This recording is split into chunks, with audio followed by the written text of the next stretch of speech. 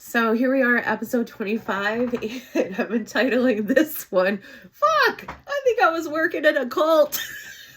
So, I remember, so as this time went on and I was no longer in that awful job and I was subbing and looking for new jobs, I was going through counseling, I was listening to a lot of podcasts to help work through all these things and just figure out what the heck was going on those 2 years, and also going through a fake divorce. So yeah, I am a true crime lover, love the podcast.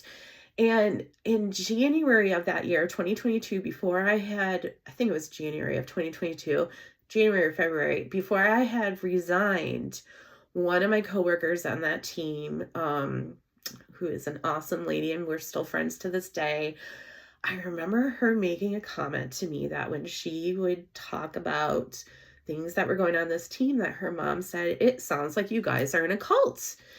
And I remember thinking, well, that's funny. Here I am, avid listener of true crime. Surely I would know if I was in a cult. I would not fall for this. But so I started listening to some cult related podcasts and watching some true crime type of shows related to cults on, all the streaming sites and different things.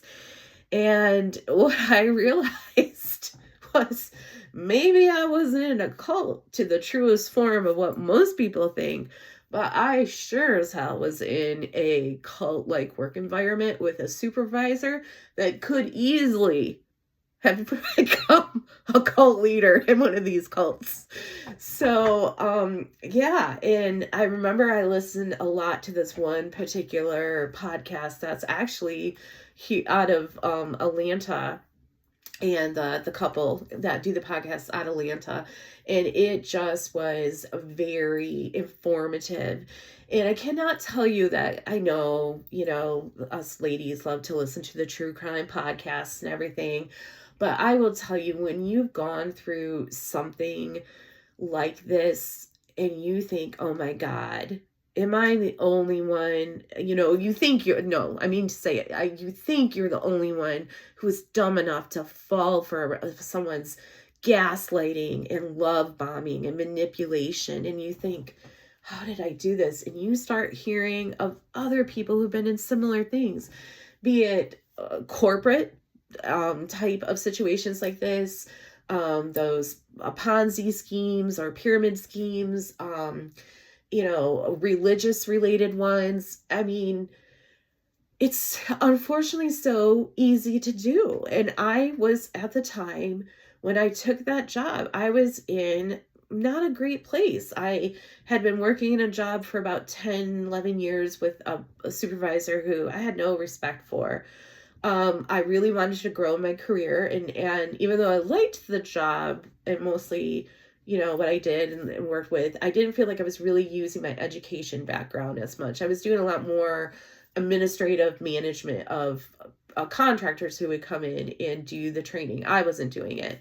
And in this job I was moving to, I would actually be able to, do a lot more of the development of training. And I really was excited to do that. But it's still, this supervisor I had, I can distinctly say that she had been playing me and love bombing me for years. And as I found out things, and have found out things throughout the years, it's her MO with other people who she's brought on, conned onto her team, and then just royally effed them over.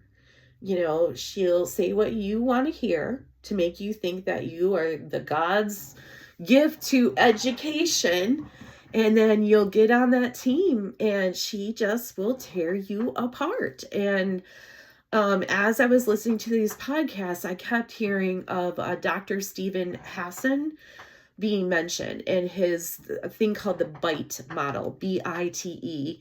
And I really highly suggest you guys to look this up. I found it very relieving that when I started looking at this and realizing that this is what had happened. So I made a list. I'm going to read to you some of the things that relate to what I had happened during that work experience that are also related to the bite model. So, dictating who and how you were working with other team members, and she would isolate us from other teams, minimize us seeing the other team members, basically just really siloing us. So we could not compare notes or problems, because that is what they don't want you doing that. They don't want you to start seeing, oh, there really is a problem. And oh, other people are seeing this. Cause I really didn't realize some of the problems that were going on other people in the past had in this team. And some of the people on the team were also having too. The pushing of many personality tests on the team and using that information to manipulate and demean us, micromanaging, requesting permission, and reviewing the mundane things such as emails, how to save a file. There was a specific way of doing that. The color coding and the calendar invites, just very micromanaging of things. She would reward and punish you like very easily, depending on work assignments. So if you were in her good graces, you might get a better work assignment. And how much freedom you were allowed to have in completing that work was something that she would manipulate. She was very much you were either on board with exactly how she thought, or you were against her. It was her way or the highway. And she might not say it like that, but you would know that you were not following what she expected you to do. She used a lot of loaded language and cliches specific to the team. A lot of language related to strength finders. Some of the big ones, we had our cowbell moments, and we have to level set before meetings. Just a lot of stuff that, you spend so much time trying to figure out what the heck she's talking about, and less time actually doing the job you're paid to do. She'd manipulate assignments when you would turn it in, insist that you'd done it wrong. Any critical questions that would challenge her were shut down immediately. That was a big no-no.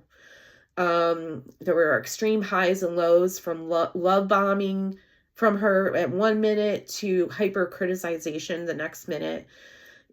Feelings of guilt and unworthiness were definitely instilled in the team. Any problems were blamed on the team and never on the leader. Absolutely not. She could do no wrong in her eyes. A courage to spy on others and talk behind their back. So it got to the point where you didn't know on that team who was safe and who wasn't, because you didn't know what was being said to another team member. And it really affected morale, and would deliberately withhold information, making it nearly impossible to complete work assignments. So, this was very impactful. And after looking at this list that Stephen Hassan had created, this bite model, I was starting to see, I was working for someone who was manipulative, who was narcissistic, gaslighter, and oh my God, I'm so glad that I got out of there when I did. Some people get in situations like that and aren't as so lucky as I was on being able to get out of it, and get out of it with my life, because I did get to a critical point in my mental health because of that job. So it really helped my healing, really understanding that I'm a learner. Yeah, this is Strength Finder's word. But I am a learner. So learning about this stuff, listening to the podcast, other people's stories was extremely helpful during this time. And I just give a lot of credit for, especially this one podcast I'm thinking of, A Little Bit Culty. Yeah, definitely. It was a wonderful podcast and really helped in my healing.